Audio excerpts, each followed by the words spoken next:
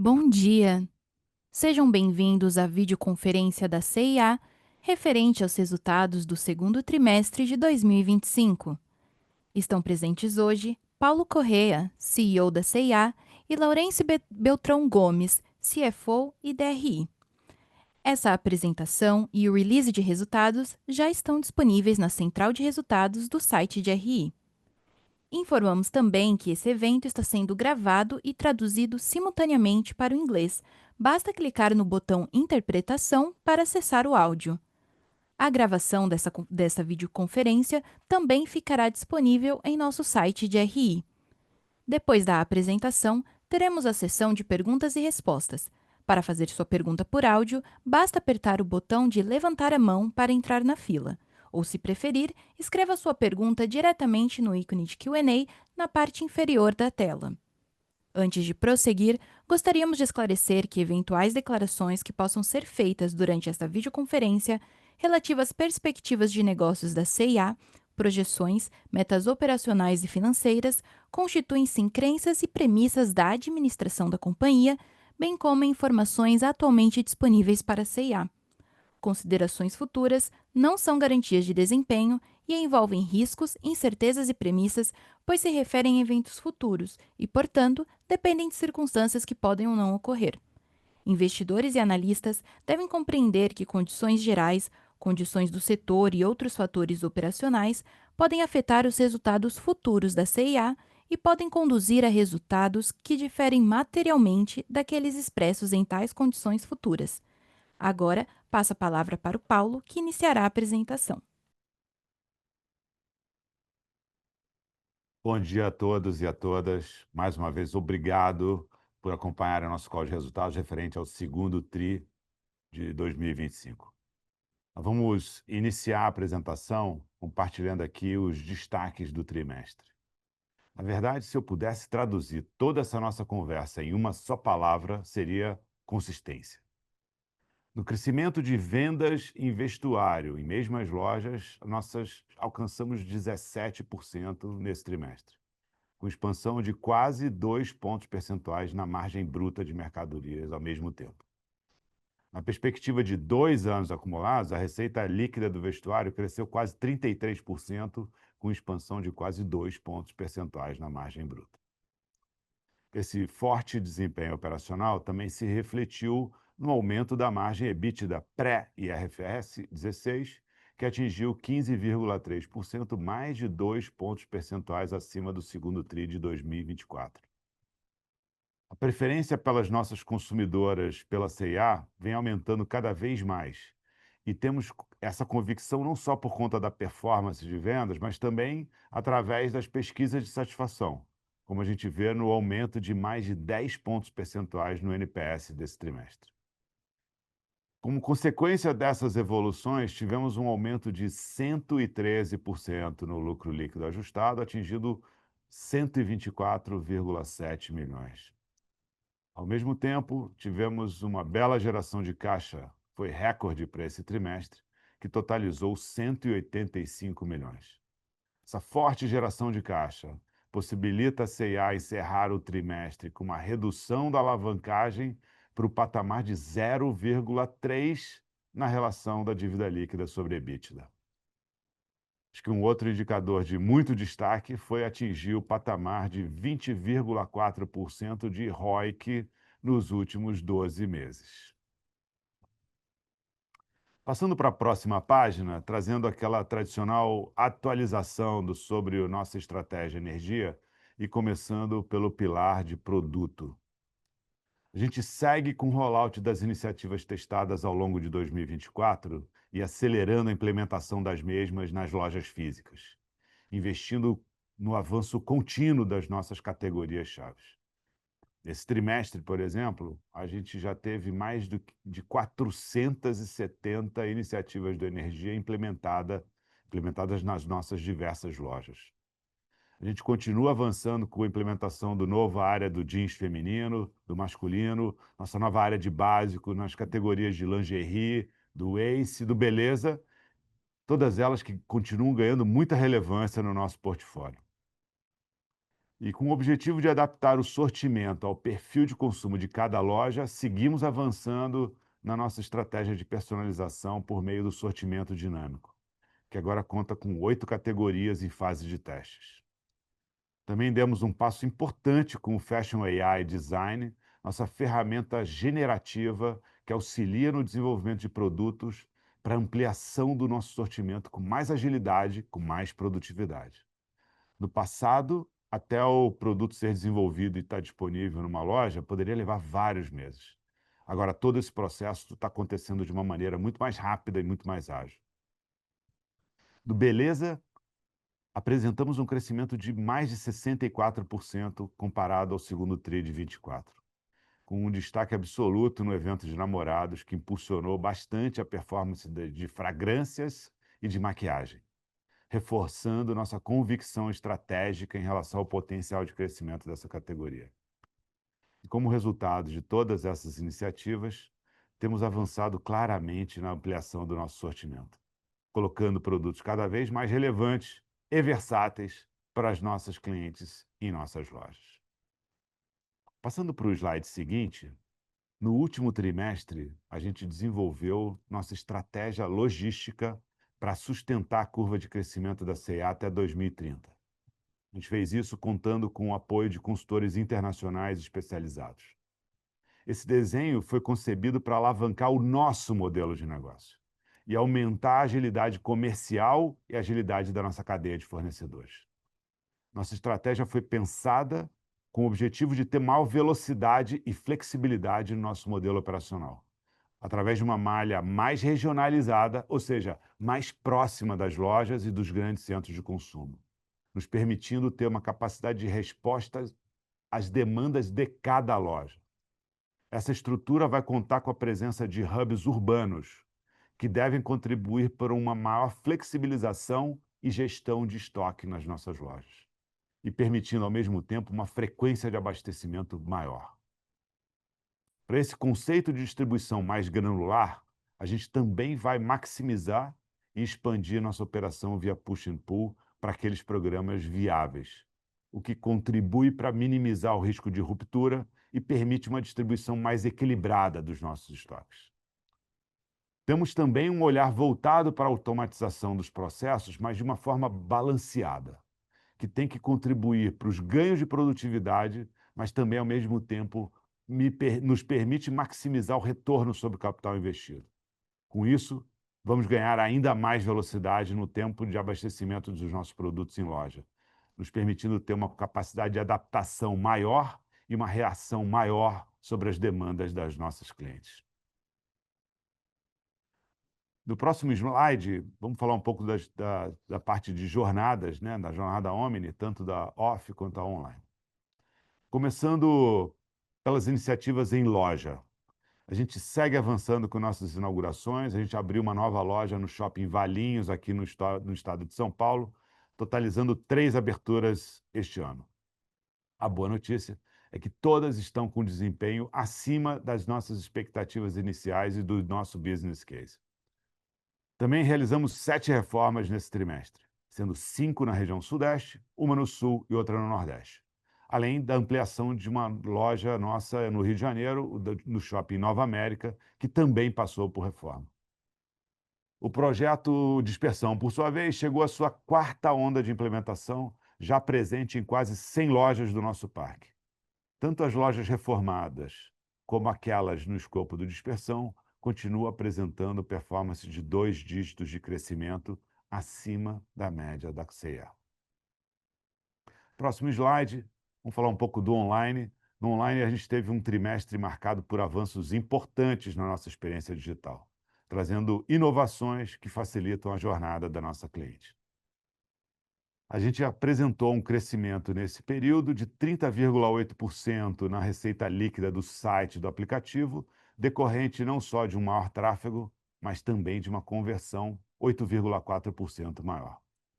Dentre as diversas iniciativas, eu acho que a gente foi pioneiro no uso de AI integrada ao assistente de moda no site, que está permitindo jornadas mais assertivas para os nossos clientes encontrarem os produtos. Agora, com a nossa AI Personal Shopper, basta digitar algo como estou procurando roupas para trabalhar no inverno, por exemplo, e a cliente vai receber sugestões personalizadas com base nessa busca contextualizada.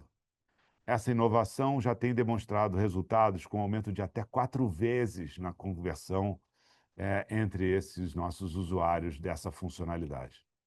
Além disso, a gente ampliou a jornada de moda com a implementação do provador virtual no site e no app, ajudando nessa escolha do tamanho ideal. A solução tem contribuído para uma conversão até 6 vezes maior entre esses usuários que fazem uso desse tipo de funcionalidade. Passando agora para o pilar marca. A gente, nesse trimestre, apoiou o evento Todo Mundo no Rio, com a Lady Gaga, um dos maiores eventos realizados no país, que reuniu mais de 2 milhões de pessoas, com uma enorme visibilidade para a nossa marca, tanto nas lojas do Rio e na cidade como um todo, mas também de todas as pessoas que acompanharam esse evento nos diversos canais. A gente também lançou a nossa campanha especial de Dia das Mães, com a participação da Ingrid Guimarães e da Mônica Martelli, junto com as filhas delas, reforçando ainda mais nossa conexão emocional com o nosso público. Além disso, a gente trouxe uma collab completamente inovadora com um time de stylists renomados, onde a gente promoveu o encontro entre a criatividade e o desafio de criar peças desejo versáteis, bastante acessíveis. No geral, essas iniciativas têm trazido bastante visibilidade para a C&A, que acabam se refletindo nos indicadores de marca. Agora passo a palavra ao Laurence para dar um pouco mais de detalhes sobre estes números. Obrigado, Paulo. Bem, bom dia a todos. Muito obrigado pela audiência. Vamos passar aqui, então. Eu vou comentar um pouco mais sobre os números, vou entrar um pouco mais no detalhe aqui dos números da nossa receita líquida. No trimestre, então, o nosso same-store sales de vestuário atingiu 17%, mesmo em cima de uma base forte de comparação de 13%. Essa performance ela só foi possível em função do nosso planejamento comercial, que trouxe um maior sortimento com peças mais leves. Além disso, nossa metodologia de test and learn também contribuiu para a renovação dos nossos produtos. A agilidade comercial também foi fundamental para alcançar esse resultado. Conseguimos colocar em loja o produto certo na hora certa, o que nos deixou bem posicionados para capturar as vendas nesse período. Além disso, continuamos na execução da desmobilização de celulares e encerramos mais 66 quiosques após o Dia dos Namorados, restando então apenas 47 atualmente em operação. A categoria de beleza, ela continua com uma performance robusta, crescendo de forma consistente. No trimestre, a receita líquida dessa categoria aumentou 64%, com destaque à performance de fragrâncias no Dia dos Namorados e também para as linhas de cosméticos e maquiagem. Nossa venda em mesmas lojas de mercadorias alcançou 15% no trimestre. Na próxima página, eu destaco aqui a evolução da margem bruta. Seguimos crescendo nas vendas, mas, ao mesmo tempo, novamente apresentamos expansão da margem bruta. Em vestuário, crescemos 0,8 pontos percentuais em relação ao mesmo período do ano anterior, em função da maior participação de inverno no mix do trimestre e, ao mesmo tempo, em que tivemos uma atuação ainda mais eficaz da nossa precificação dinâmica. Com isso, tivemos um maior nível de vendas a preço cheio e menor necessidade de remarcações. Em eletrônicos e beleza, alcançamos uma expansão de 8 pontos percentuais na margem bruta, em função da maior participação de produtos de beleza no mix da categoria. Como resultado, nossa margem bruta de mercadorias aumentou 1,9 pontos percentuais no trimestre, alcançando 56,3%.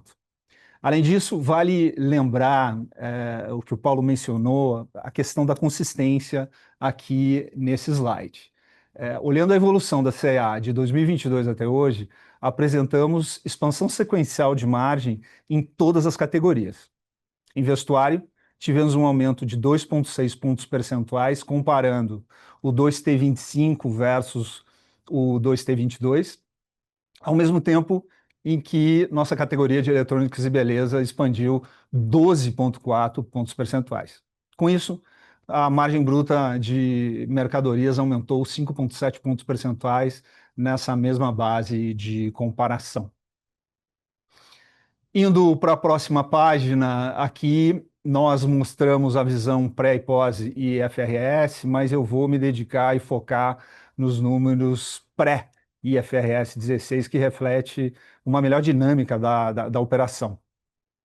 As despesas no trimestre apresentaram uma diluição de 0,2 pontos percentuais sobre a receita líquida, mesmo com o investimento em marketing, com mais ações e um maior aumento da nossa presença em mídias sociais, em linha com a nossa estratégia do energia.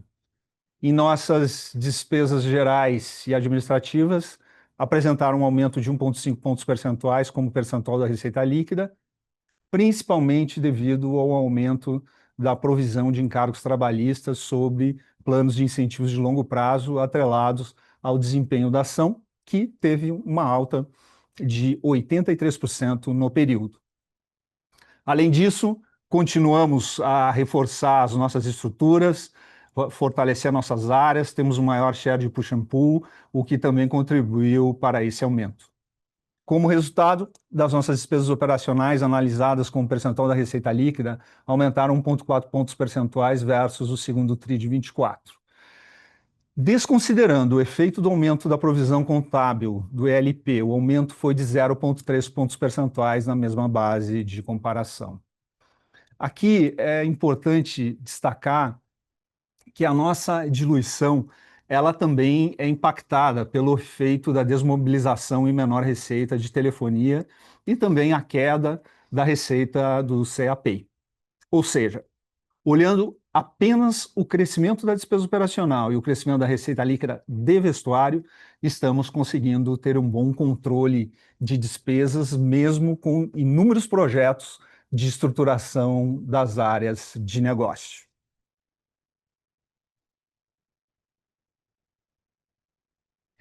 Na próxima página, nós temos aqui os destaques do CAPEI. Continuamos, né, muito focados aqui na recorrência, no spend da base ativa, e isso permitiu atingir um aumento da penetração do CAPEI para 27,9% no trimestre. A originação foi menor, e fechamos o segundo TRI de 25 com uma carteira de até 360 dias de R$ 881 milhões, 2,9% menor em relação ao segundo TRI de 24.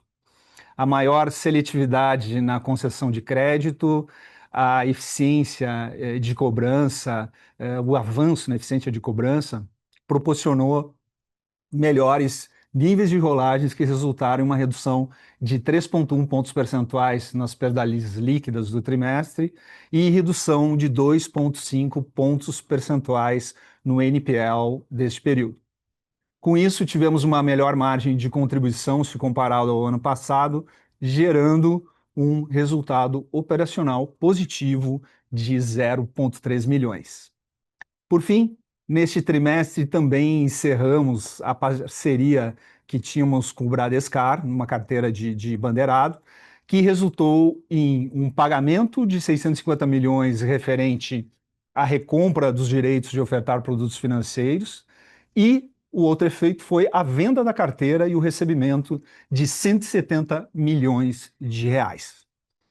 O encerramento da parceria conclui um dos pilares estratégicos do IPO de 2019 e, com isso, a CEA retoma integralmente a independência e autonomia nesta área de negócios e, além disso, obtém daqui para frente uma importante redução da despesa financeira. Na próxima página, um pouquinho mais de números sobre a performance da inadimplência. Aqui, em função de todo o trabalho, né, voltado para a recorrência da nossa base ativa e eficiência da cobrança, a perda líquida da carteira 360 atingiu 4,8 pontos percentuais, uma redução de 3,1 pontos percentuais, se comparado ao segundo trimestre de 24. A formação do NPL, que é representada pela formação dos saldos vencidos sob a carteira 360, também apresentou evolução, reduzindo de 7,1% no segundo TRI de 24 para 5,2% neste trimestre. Como resultado, o indicador NPL 90, que considera o montante dos saldos vencidos entre 90 e 360 dias, reduziu 2,5 pontos. Por fim, o nível de cobertura sobre vencidos acima de 90 dias encerrou o trimestre em 105,5%, 1,4 pontos percentuais acima do segundo trimestre de 24.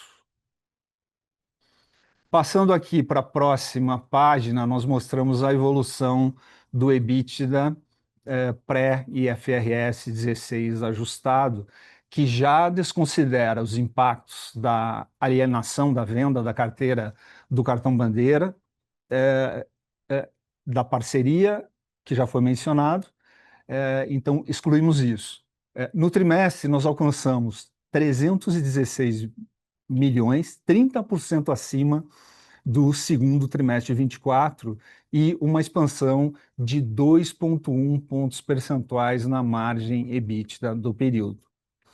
Essa evolução é consequência de uma maior receita líquida com expansão de margem bruta de mercadorias da companhia, aliada a melhores níveis de perdas líquidas do período. No próximo slide, aqui nós temos o lucro líquido, mostramos a evolução do lucro líquido ajustado, que além dos ajustes recorrentes relacionados ao ELP e à recuperação de créditos fiscais, também desconsidera o efeito da venda da carteira remanescente do Bradescar. Como fruto desse resultado operacional, nosso lucro líquido ajustado atingiu 125 milhões, 113% acima do mesmo período do ano passado, com uma expansão de margem líquida que foi quase 2 vezes maior quando comparado ao mesmo período do ano anterior. Na próxima página, trouxemos aqui um pouco mais dos detalhes aqui dos nossos investimentos no trimestre, que totalizou 111 milhões de reais, um aumento de 94% sobre o mesmo período do ano passado, dos quais 70,4% foram dedicados aos projetos do Energia. A maior parte desses investimentos foram direcionados a reformas e remodelagens e, na frente de tecnologia, investimentos para a sustentação dos avanços do nosso hub de inteligência comercial. Como o Paulo já comentou, seguimos investindo na evolução do sortimento dinâmico e nas nossas ferramentas de CRM focadas em personalização. Como último destaque financeiro, nessa página mostramos o histórico da redução da alavancagem da companhia. Nesse trimestre, tivemos o pagamento de 650 milhões de reais referente à obrigação com o Bradescar, que resultou numa redução de 32% da dívida bruta total da companhia, ao mesmo tempo em que atingimos uma geração de caixa recorde, beneficiada por uma boa dinâmica do capital de giro e giro de estoques, principalmente. Com isso, finalizamos, então, o trimestre com uma posição de caixa robusta de R$ 1 bilhão, com redução de 73% da nossa dívida líquida. Como consequência, nossa alavancagem atingiu o menor patamar desde a nossa abertura de capital, atingindo a relação 0,3 vezes da dívida líquida EBITDA. No próximo slide, aqui para encerrar, eu gostaria de comentar um pouco sobre os nossos destaques aqui de reconhecimento de ações de ESG que a gente teve. Conquistamos o top 3 no ranking das melhores do ESG da revista Exame, que é a principal premiação de sustentabilidade empresarial do Brasil e utiliza uma metodologia rigorosa para avaliar os riscos impactos ambientais das organizações. Além disso, também fomos patrocinadores da edição de 2025 do Rio 2C, que é o maior encontro de criatividade e inovação da América Latina. E, por fim, como parte do nosso compromisso com a diversidade, equidade e inclusão, firmamos uma parceria com a Acnur e a ONU Mulheres para a contratação de mulheres refugiadas, a fim de promover uma maior integração socioeconômica e geração de oportunidades dignas para populações em situação de vulnerabilidade. Bem, com isso eu concluo aqui a minha apresentação e passo a palavra aqui ao Paulo. Obrigado, Laurence. Eu queria concluir nossa apresentação hoje de uma forma diferente, porque eu entendo que nesse trimestre a gente completou um pouco mais de um ano de implementação da estratégia Energia C&A. E esse slide aqui ele traz alguns pontos de destaque que surgiram hoje nesse call, mas que ajudam a explicar a consistência desses nossos resultados. Acredito que a gente tem executado nossa estratégia de uma maneira muito diligente, que vem alavancando a nossa performance operacional e aumentando de uma maneira significativa a produtividade dos nossos ativos. Ao mesmo tempo, estamos ganhando market share. Se a gente parar para refletir, a gente está falando do 8º trimestre consecutivo com um crescimento de 2 dígitos no same-store sales de vestuário. E fazem 16 trimestres que a gente obtém expansão na margem bruta de mercadorias. Acho que esses resultados, que são poderosos, eles estão aliados a uma disciplina na gestão financeira da companhia, tanto de despesas, quanto investimentos, quanto capital de giro, o que vem contribuindo para uma redução significativa da nossa alavancagem, chegando agora, nesse trimestre, a 0,3 vezes. Isso, na prática, nos permite acelerar nosso plano de investimentos com caixa próprio e, ao mesmo tempo, alcançando uma rentabilidade superior sobre o capital investido, evidenciado pelo ROIC de 20,4% nos últimos 12 meses.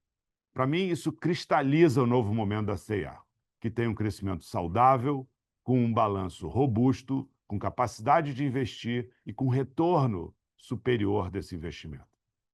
E, para fechar, tem uma novidade incrível que eu quero compartilhar com vocês aqui hoje. Há pouco mais de um ano, a gente deu o início ao nosso projeto de um novo conceito de loja, que tangibiliza para a nossa cliente todas as evoluções que tivemos no Energia. A gente fez uma pesquisa profunda com as nossas consumidoras para entender de verdade como oferecer uma melhor experiência de moda para elas. Ao mesmo tempo, a gente contratou uma das consultorias mais renomadas do nosso segmento e a gente fez um trabalho cuidadoso para criar uma jornada cada vez mais fluida e intuitiva dentro da loja. O resultado desse trabalho é a nossa nova loja Energia, que vai ser inaugurada no dia 22 de agosto, aqui em São Paulo, às 18 horas, no Shopping Center Norte. Todos estão convidados a conhecer esse, que é um marco da nossa jornada.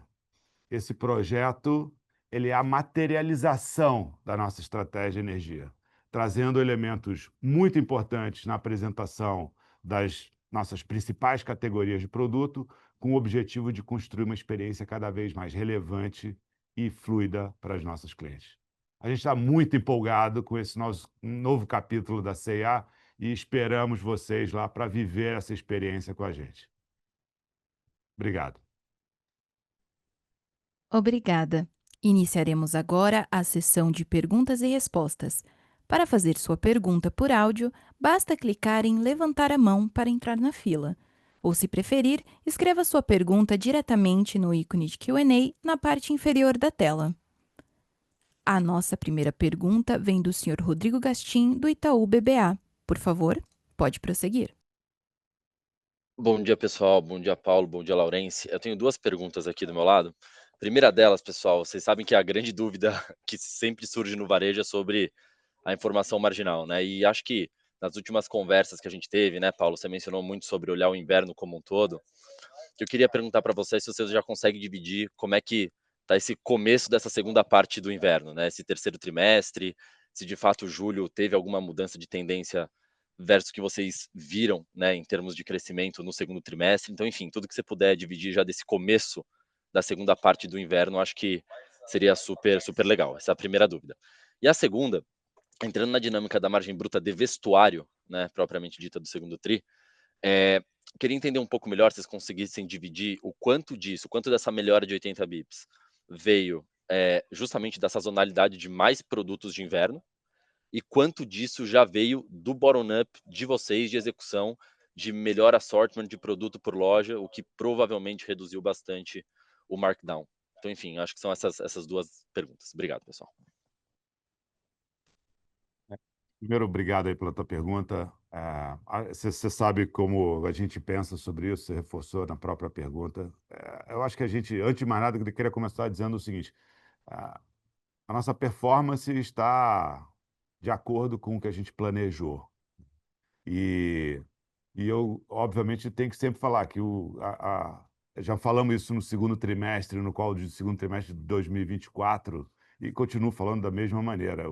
O, a performance do inverno precisa ser olhada como um filme, não como fotos.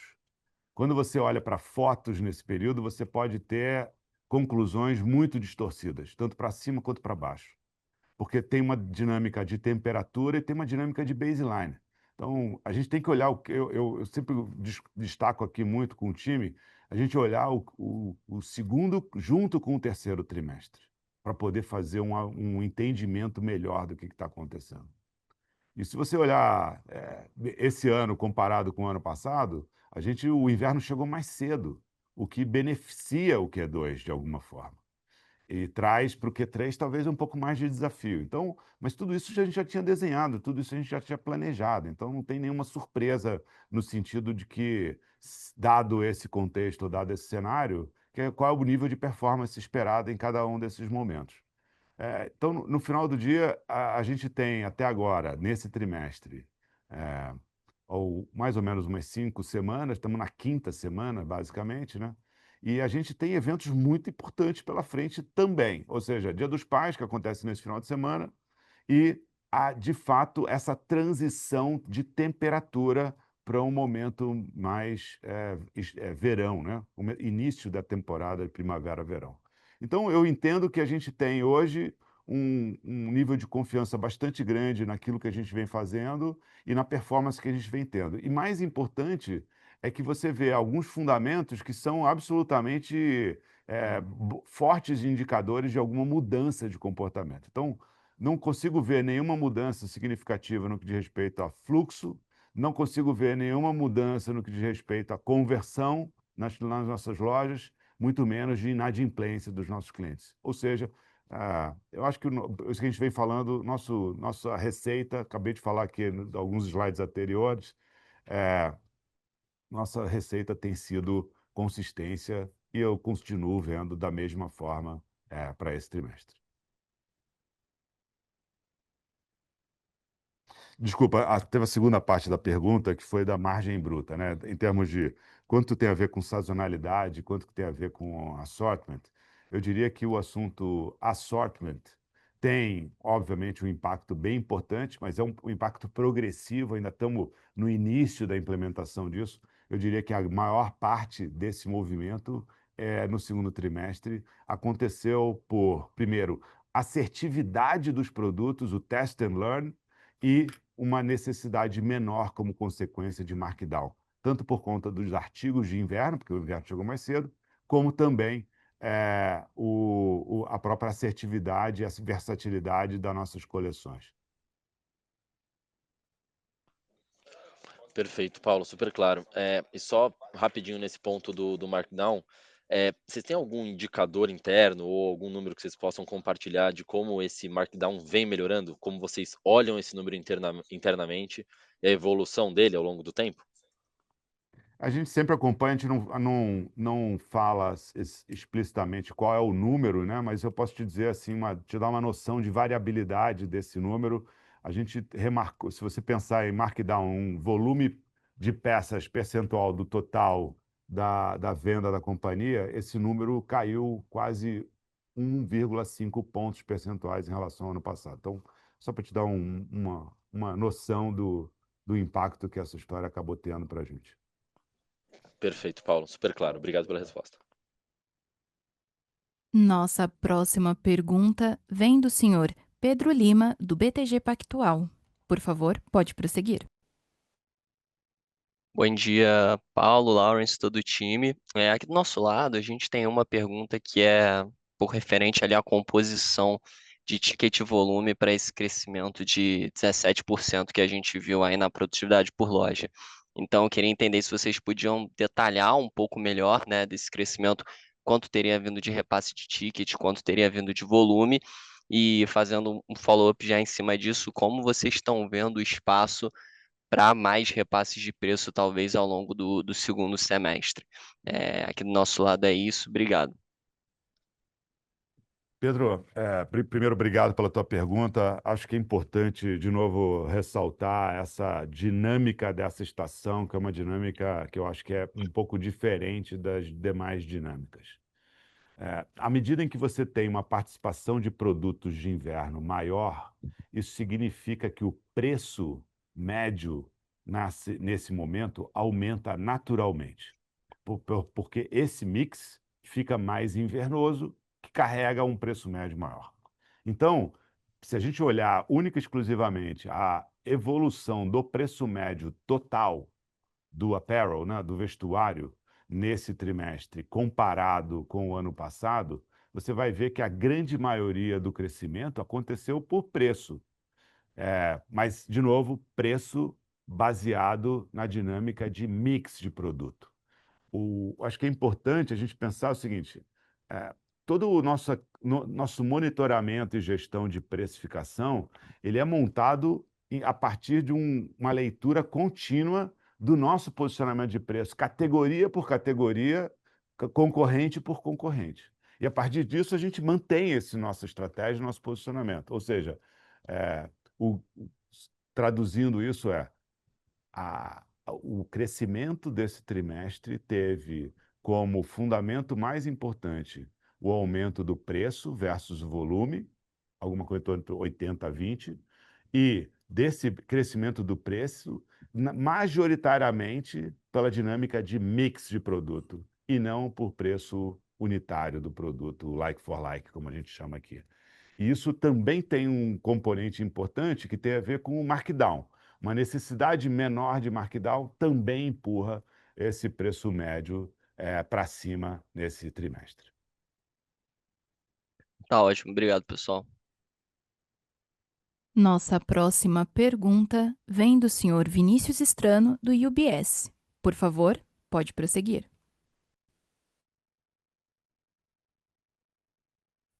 Bom dia, Paulo, bom dia, Laurence, obrigado por pegar minha pergunta. Falando aqui um pouco do CAP, né, a gente vê um crescimento aqui na penetração, ao mesmo tempo, né, temos uma política ainda, né, conservadora com relação a novas contas. Então, se vocês puderem explorar um pouquinho como é que tem sido a demanda dos clientes pelo CAP, que você tem visto aqui de crédito, né, indicadores de crédito aqui, na inadimplência, um pouquinho na ponta. E uma segunda pergunta relacionada à performance das lojas premium e lojas populares, né? As lojas premium estavam seguindo com uma performance forte, né? Só queria pegar uma atualização disso.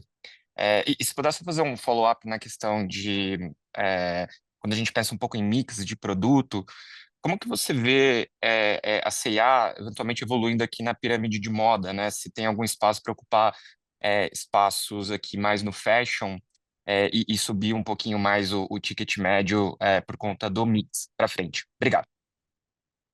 Vinícius, obrigado. Eu vou fazer uma parte aqui da resposta. O Laurence vai pular na tua primeira pergunta do Pay. Deixa eu começar pela parte que você falou das lojas premium, né? A gente tem a nossa segmentação, baseado também no poder de compra de cada um do público consumidor dessas lojas. E, de fato, a gente vem vendo o avanço mais forte nas lojas com o público tem um poder aquisitivo médio maior. Continua isso acontecendo. Eu acho que tem um fator que tem a ver exatamente com o poder de compra, mas tem uma outra dinâmica que tem a ver também com o nosso aprendizado e entendimento das preferências desse consumidor, o que tem nos permitido experimentar e lançar novas faixas de preços a partir de novos produtos de determinadas categorias. Então, a gente vê a oportunidade de trazer mais moda, mais valor agregado, melhores produtos e trazendo isso em faixas um pouco maiores, sem perder as faixas de entrada, sem perder a estrutura de preços de uma categoria especificamente. Isso acaba tendo, de fato, uma efetividade maior nessas lojas mais premium, ou seja, acaba juntando dois fatores que explicam o resultado superior desse tipo de loja.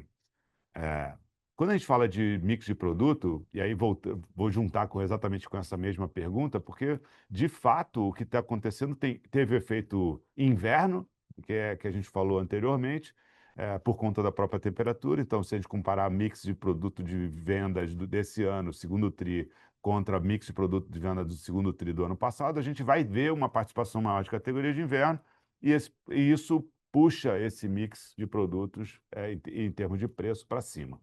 Agora, a gente também tem visto, e por isso que eu falei na outro ponto, que tem oportunidades ainda de aumentar nosso espectro de preços.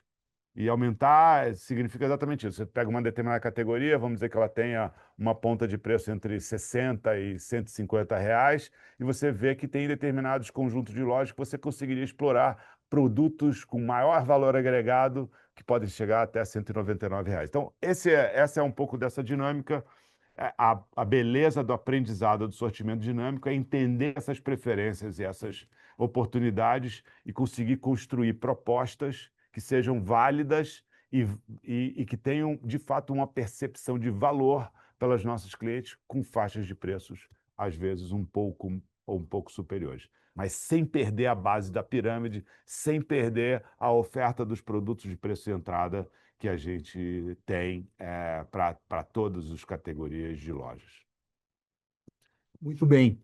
Vinícius, obrigado pela pergunta. Então, o momento do Pay, nós temos focado, temos falado, mas é bom ressaltar que a gente tem focado muito na jornada de compra, a jornada de compra do varejo e como o Pay se integra de uma forma construtiva dentro dessa jornada. Então, a gente está muito, muito preocupado e estudando bastante, se dedicando bastante à experiência do Pay dentro da loja.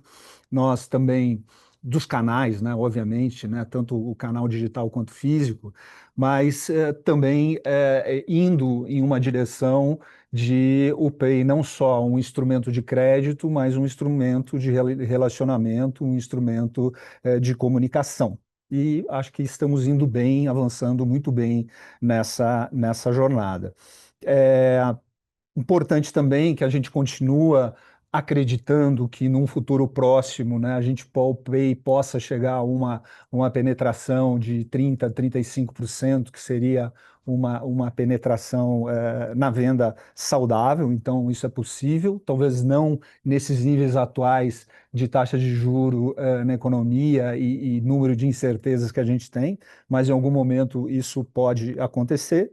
Então, o foco agora é na experiência, na melhoria dessa experiência, da qualidade desse produto dentro da loja, uma experiência com muita conveniência, funcionalidade, sem atrito, e uma inteligência aqui também para identificar, né, aqueles clientes que têm crédito aprovado, mas não lembram de usar, enfim, por qualquer motivo não estão podendo usufruir das facilidades e conveniências que o Pay tem. Então, basicamente, esse é o nosso racional nesse momento. Acho que a gente está indo bem, essa integração está avançando, tem muita oportunidade ainda para a gente capturar.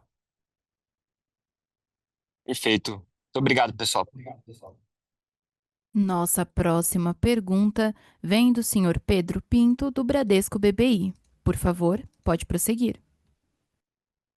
Oi, pessoal, obrigado. Obrigado, Paulo, obrigado, Lawrence, pelo espaço aqui para fazer pergunta. Do nosso lado aqui, eu queria entender um pouco melhor dessa próxima onda de dispersão, né? Até o próprio Paulo comentou que já foram 100 lojas com 2 dígitos acima da média da CIA aqui, quando uma vez que vocês fazem essas reformas.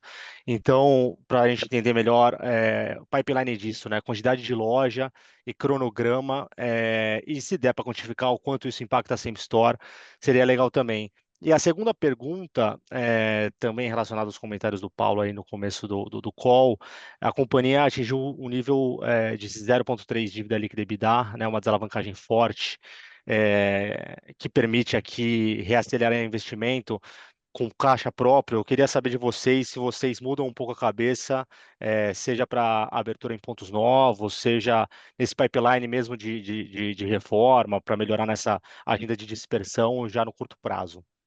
Obrigado. Pedro, obrigado aí pela tua pergunta. Acho que são ótimos pontos aqui. Primeiro, cara, no que diz respeito ao dispersão, né? O dispersão é um work in progress, a gente continua trabalhando. À medida em que a gente... É interessante porque à medida que a gente traz uma nova onda, a gente acaba desenvolvendo novas oportunidades, novas iniciativas, e isso vai trazendo o case de uma maneira mais possível para mais lojas.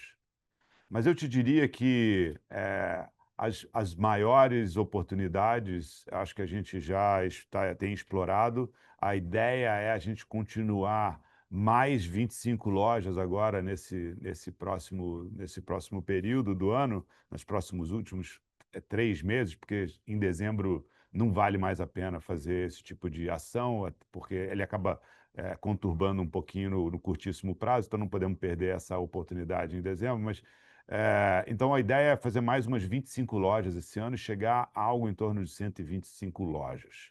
Essa é a ideia até o final desse ano de 2025.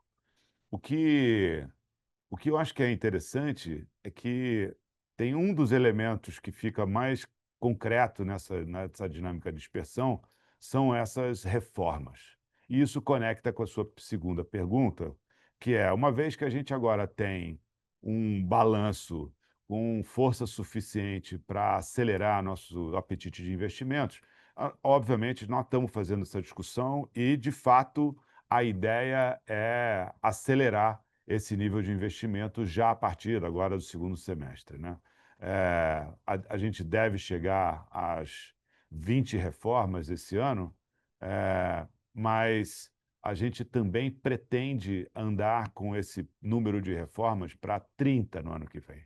Obviamente, ainda estamos discutindo com o Conselho, tem o plano, a gente ainda está aterrissando todas essas discussões, mas sim, temos a intenção de acelerar a dinâmica de reformas, até porque agora temos um novo conceito também, que vamos maturar ele ao longo desse ano, para depois ele entrar num modo de aceleração para 2026. Em relação a aberturas, essa posição de caixa nos dá, de fato, a oportunidade de ir um pouco mais rápido nesse caminho. Então, a gente tem a intenção de abrir pelo menos mais 5 lojas esse ano ainda, que totalizariam 8, e a ideia é buscar entre 15 e 20 lojas de abertura para 2026. Ou seja, nós vamos retomar a dinâmica de abertura de loja, já estamos fazendo o screening de pontos e de oportunidades que possam existir para a C&A, mas sempre com uma cabeça muito focada no que diz respeito a entregar uma experiência boa e também ter um investimento que tenha um retorno interessante. Então, essa dinâmica vai continuar, não é porque agora a gente está em uma situação um pouquinho melhor que nós vamos perder essa disciplina, esse pragmatismo, desse olhar de investimentos e de retorno desses investimentos. Muito bom, Paulo, obrigado.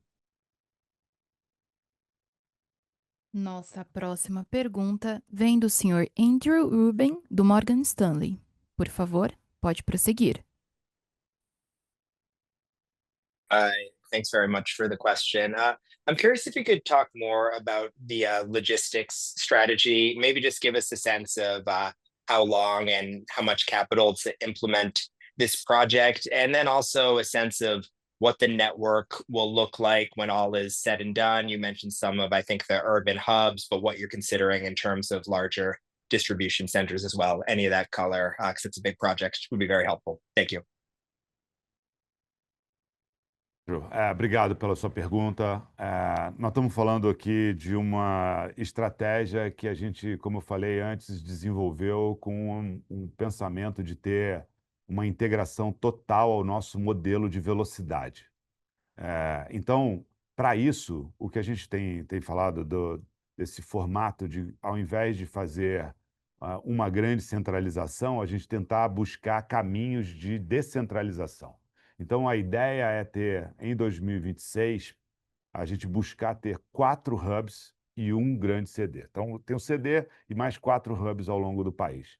A ideia por trás disso é um programa de aproximadamente 3 anos, então isso deveria ser até 2027 a implementação dessa estratégia full. E isso, o nível de investimento, estamos falando em algo em torno de 200 a 250 milhões de CAPEX a serem investidos nos próximos 3 anos. Então, de novo, o mindset que a gente tem é de conseguir fazer um nível de granularidade maior.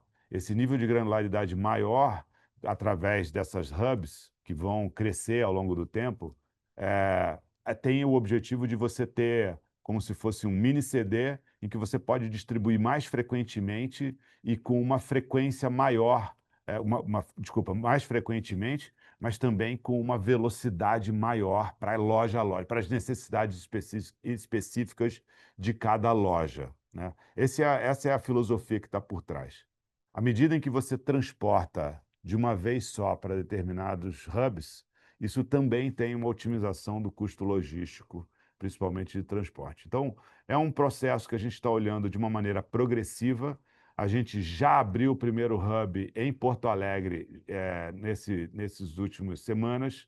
Então, é o nosso primeiro experimento e a gente, a partir disso, vai amadurecer do mesmo jeito que a gente está falando. Nós vamos amadurecer o conceito e, à medida em que a gente for amadurecendo e conseguindo capturar os resultados, a partir disso, nós vamos fazer esse rollout de uma maneira progressiva, modular, visando, de fato, a minimizar risco e aumentar o retorno da melhor maneira possível. That's great color, Paulo. Thank you. Nossa próxima pergunta vem do senhor João Soares, do Citi. Por favor, pode prosseguir. Bom dia, pessoal. Excelentes notícias aí sobre os investimentos. É bem legal ver a empresa bem vocal em relação a expandir em loja e sem distribuição. Paulo, conta um pouquinho para a gente desse sprint dos pontos, né? Como é que vão ser o que vocês estão mapeando em termos de lojas em shoppings, lojas de rua? Como é que vocês, né, esse olhar preliminar, você acha que pode ser o comportamento da produtividade desses pontos? É interessante ouvir um pouquinho mais sobre isso. E aí, um segundo ponto que eu queria ouvir é em relação ao apetite de crédito ali no CAP, né? Queria ouvir um pouco, olhando aqui a dinâmica, né? Vocês estão ainda conservadores, né? Estão conservadores em relação a esse apetite, tanto que a receita, né? Acho que de parcelamento ali até reduziu um pouco, né? A gente percebeu o yield ali. Então, eu queria ouvir um pouco assim, dado que o movimento ainda está positivo, você falou o fluxo ainda segue forte, por que vocês não tomam mais apetite? Por que não aumenta o apetite de risco? A gente vê ainda uma penetração menor quando a gente compara com outros players. Então, acho que é importante a gente discutir isso aí também. Obrigado. Obrigado, João, pela tua pergunta. Vou começar pela primeira parte, Laurence pega a segunda parte. Cara, o processo de screening, cara, a gente tem diversas ferramentas que mapeiam o tempo inteiro o potencial de cada localidade e fit com a nossa estratégia e nosso perfil de base de clientes. A partir dessa dinâmica, a gente está sempre monitorando o potencial município a município. E dentro desse hall de municípios, da onde a gente fala que a gente tem hoje, de fato, algo em torno de 120, 150 pontos que poderiam ter uma loja da C&A com o nível de performance que a gente gostaria de ter. Então, essa é a primeira parte. Obviamente que isso gera priorizações, obviamente que o time de expansão vai para o campo com essa missão em cima dessas priorizações, porém, a gente está falando aqui de uma estratégia que ela é fundamentalmente em shoppings e muito menos rua. É muito mais shopping, muito menos rua. Então, primeiro ponto. Segundo ponto, quando a gente está falando de shopping, as melhores oportunidades normalmente estão em shoppings já existentes. E shoppings já existentes, com uma loja entre 1.500 e 2.000 metros quadrados, você precisa ter paciência. Ou seja, mais do que... Obviamente, a gente tem uma meta, a gente tem um target, nós vamos buscar essa meta, nós vamos buscar esse target, mas a gente tem que buscar, antes de mais nada, o potencial do ponto. E, de novo, como eu falei antes dessa diligência do investimento, a gente vem tendo um olhar de ponto a ponto, vai surgindo oportunidades, você vai construindo junto com vários empreendedores esse projeto que é ter uma C&A naquele shopping center ou naquela cidade específica. Então, esse é um processo que a gente faz o approach em relação aos empreendedores e a gente vai buscando construir essas soluções, que não necessariamente está pronto lá uma loja desse formato, desse tamanho, numa localização boa, para a gente já começar a fazer. Então, por isso que é um ciclo longo, normalmente entre 10 e 15 meses, para você conseguir ter, na maioria dos casos, um ponto que tenha o potencial, de fato, de ter a performance de vendas e o retorno que a gente quer. Mas isso, por isso que eu estou falando, isso já começou, isso já está em place nessas nossas discussões. Temos aberto várias discussões com diversos empreendedores no país inteiro, buscando essas oportunidades de viabilizar um projeto de ter uma loja C&A naquele shopping center para aquela comunidade, que tem sido, até pelas respostas que a gente vem tendo desses novos shoppings que a gente vem entrando. Por exemplo, contei isso no último call, que foi Chapecó, nesse momento agora foi Valinhos, tem tido performance e resultados muito superiores àquilo que a gente tinha desenhado no business case, que é isso que a gente está buscando e é isso que a gente vai continuar a buscar. Então, essa é um pouco da ideia e a estratégia que está por trás. Muito bem. João, em relação ao apetite de risco aqui no crédito do Pay, aqui eu acho que é importante lembrar e valorizar aqui, o Pay, nós temos uma estrutura, todo um arcabouço de modelos de risco, modelos de concessão de crédito, né, que definem o nosso apetite, definem a nossa taxa de aprovação. Então, de acordo com esses modelos e com todo esse arcabouço de ferramentas que a gente tem, eles acabam ditando o nosso posicionamento e atualmente o que a gente vê, o que a gente recebe de informação e de acordo também com as nossas políticas aqui internas, a gente continua assim de forma conservadora aqui na concessão. Tá? Acho que nós não mudamos em relação ao ano passado, nós fizemos 2 cortes em relação ao ano passado, a gente continua no mesmo lugar no ponto de vista de taxa de aprovação. Então, o ponto principal acho que uma taxa de juros a esses níveis de 15%, né, talvez esse seja uma das principais variáveis, né, que mexe nesse modelo e que determina, aponta para um conservadorismo aqui no nosso posicionamento. Além disso, internamente, eu retomo o ponto que, nesse momento, nosso foco ele continua não na originação, e sim na recorrência, no spending, na comunicação, no relacionamento, como que a gente pode trabalhar mais essa base ativa, essa base aprovada de clientes dentro desta operação. Então, também o foco é esse, mas, acima de tudo, né, o que é mandatório é que nós temos modelos de crédito, modelos de risco, e a gente vem seguindo isso de forma bastante disciplinada, tá bom? De novo, acreditamos que com a evolução, né, e melhora, né, do contexto macroeconômico no Brasil e a potencial início de quedas de taxa de juros nesse ano, que no ano que vem, num cenário diferente, um cenário com menos incertezas, com mais chances de estabilidade, a gente possa talvez ter um apetite um pouco maior nessa operação. Tá super claro, Lawrence, e obrigado pelos comentários aí, os dois aí, Paulo também. Nossa próxima pergunta vem do senhor Felipe Rached, do Goldman Sachs. Por favor, pode prosseguir. Oi, bom dia, pessoal. Obrigado por pegarem minha pergunta. Eu tenho um follow-up rápido sobre a logística. Eu entendi bem os prós da logística mais granular, mas imagino que ela venha com alguns desafios também. Então, se vocês puderem falar um pouco mais sobre esse balanço, seria muito interessante.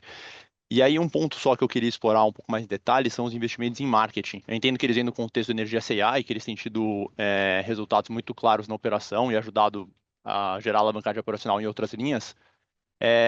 Mas eu queria, se possível, ter um pouco mais de capilaridade das iniciativas que estão sendo tomadas do lado de marketing e branding e como isso tende a evoluir com a chegada da Cecília. Então, qualquer detalhe que vocês puderem passar sobre isso seria muito interessante. Obrigado, pessoal.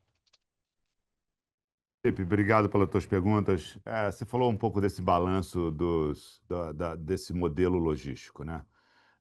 Eu acho que a gente tem que sempre lembrar que o Brasil é um país de dimensões continentais e com uma infraestrutura muito rodoviária e irregular, né, ao longo do país. Então, esse para mim é um dos desafios, obviamente, mais fortes, né, desse modelo que a gente está falando, porque, de alguma maneira, a gente começa a construir essas agregações, né, esses hubs que a gente vai ter em determinadas localidades, e o objetivo é exatamente de poder contrapor isso.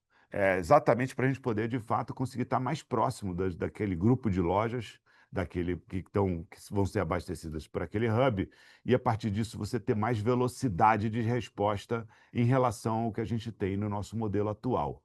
Hoje, no nosso modelo, se a gente tem uma determinada necessidade na loja, uma venda acelerada num determinado lugar que tem uma distância muito grande aqui do nosso CD em São Paulo, a gente está falando de alguns dias para poder fazer essa reação, e nesses dias todos a gente está perdendo venda ou a gente está perdendo oportunidades de poder estar atendendo com um sortimento melhor para o nosso cliente. Então, a filosofia que está por trás tem a ver exatamente com conseguir ser mais assertivo no sortimento e na construção de proposta de cada uma das lojas. Sortimento e consistência na apresentação daqueles produtos de continuidade. Essa é a ideia que está por trás. Ao estarmos mais próximos, a gente tem a possibilidade de conseguir atender mais rapidamente. Quando você faz de uma maneira agregada, aí matematicamente falando, quando você faz modelos preditivos com algum nível de agregação, o seu nível de erro é menor do que quando você faz modelos preditivos loja a loja, fazendo a distribuição daqui de São Paulo, como a gente faz. Então, essa é a lógica fundamental que está por trás desse negócio, e a gente tem, de fato, uma expectativa bem significativa da gente conseguir ver um nível de sortimento mais adequado e um nível de serviço dos produtos contínuos melhor do que o que a gente tem hoje. No que diz respeito a marketing, a gente tem, de fato, legal que você mencionou, a gente teve há um mês a chegada da nossa nova CMO, Cecília Preto, que tem uma longa história na parte de consumer goods e principalmente em construção de marca. Então, essa, de fato, tem a ver com um pouco do nosso trabalho que a gente vai estar iniciando nos próximos meses, no que diz respeito a como a gente pode amplificar nossas iniciativas de branding dentro da companhia e a construção da marca C&A baseado no nosso posicionamento. A gente se encontra na C&A. E a gente se encontra quer dizer exatamente isso. A gente encontra aquilo que a gente está procurando, a gente encontra a moda que a gente espera, a gente encontra o produto com o nível de preço e valor que a gente tem na cabeça. Então, essa é a ideia que está por trás e a gente vai estar intensificando a partir dos próximos meses essas ações, assim como a gente já falou do trimestre anterior, em que a gente fez algumas ações que constroem nesse contexto, né, com o universo da música, com o universo da moda, com os stylists, trazendo a democracia dessa história dos stylists para o nosso consumidor. Então, isso é a filosofia que está por trás. Eu não gostaria de detalhar ainda muito, obviamente tem muita coisa que está por trás, mas não dá para deixar de falar desse novo conceito de loja como uma expressão de branding também. Então, essa loja que nós vamos estar inaugurando daqui a 2 semanas, praticamente, vai ser, de fato, um novo marco nesse sentido, porque a experiência, o look and feel da loja vão trazer, de fato, que é essa energia C&A, que é esse posicionamento de marca da C&A e a diferenciação dele em relação aos demais competidores. Perfeito, muito claro. Obrigado, Paulo. Nossa próxima pergunta vem da senhora Dani Eiger, da XP. Por favor, pode prosseguir. Oi, pessoal, bom dia. Obrigada por pegar minha pergunta. Eu tenho duas aqui. A primeira é em relação, talvez, um tema um pouco polêmico, que é a questão da eventual isenção da taxação dos cross-borders, né? Assim, a gente viu isso tendo mais intensidade antes do recesso, agora eu acho que também, dada todas as pautas políticas, talvez isso fique um pouquinho de lado, mas assim, até mais do que talvez a visão de vocês sobre a potencial aprovação, é mais entender o que, se é que vocês estão fazendo já alguma coisa em um movimento para antecipar isso. Você comentou, né, Paulo, desse movimento de você ampliar o espectro de preço de vocês, mais na ponta do preço alto, entender se vocês também, de repente, estão avaliando possibilidades de fazer isso na ponta mais baixa, em clusters de lojas mais populares, como uma eventual alavanca aí para driblar esse possível headwind aí. Então, ou eventuais outras iniciativas que vocês estejam fazendo ou explorando. Acho que seria legal ouvir do lado de vocês. E aí a minha segunda ainda em rentabilidade, é uma rentabilidade um pouco mais olhando para frente, né? Eu acho que essa questão do marketing você até trouxe agora, mas também do lado de margem bruta. Talvez de um aspecto mais amplo mesmo, o que vocês estão enxergando como ainda as principais alavancas de margem bruta, né? Assim, o vestuário realmente foi uma surpresa bastante positiva, mas teve a questão do inverno, enfim, mas mais alavancas estruturais, ainda mais dada essa questão de que marketing provavelmente ainda vai ser um investimento sendo feito por algum tempo. Então, só nos ajudar aqui a pensar em como compor a evolução de margem, olhando para frente, tanto em bruta quanto o EBIT dessa composição entre as duas linhas. Obrigada. Dani, obrigado pelas suas perguntas, né? Com relação à dinâmica lá dos cross-borders, obviamente tudo que a gente está vendo tem muita, no nosso ponto de vista, muita especulação. De fato, através das entidades, acho que elas têm feito essa interlocução junto às autoridades, mas é claro que se a gente fizesse qualquer movimento nesse sentido, seria um retrocesso. Porém, eu também gostaria de lembrar, nesse caso, o seguinte: como eu falei, a gente está há 8 trimestres consecutivos crescendo 2 dígitos. Alguns desses trimestres aconteceram antes da mudança da taxa. Ou seja, o que eu quero dizer com isso nós não vamos fazer nenhuma mudança estratégica por conta disso.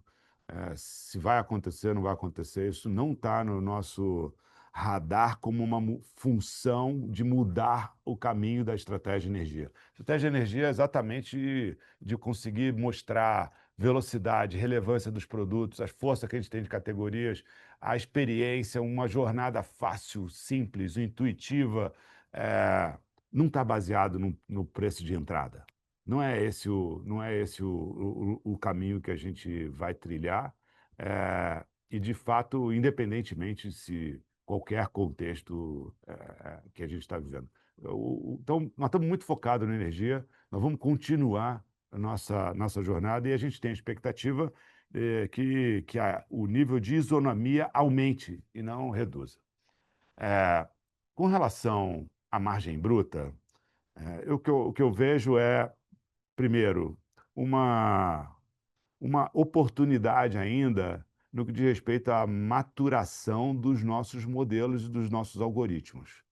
À medida que a gente está conversando aqui, nosso time está trabalhando em vários aprendizados desses algoritmos, das primeiras versões do algoritmo de precificação dinâmica, e a gente está, de fato, com expectativa disso poder trazer ainda oportunidades de aumento dessa margem bruta.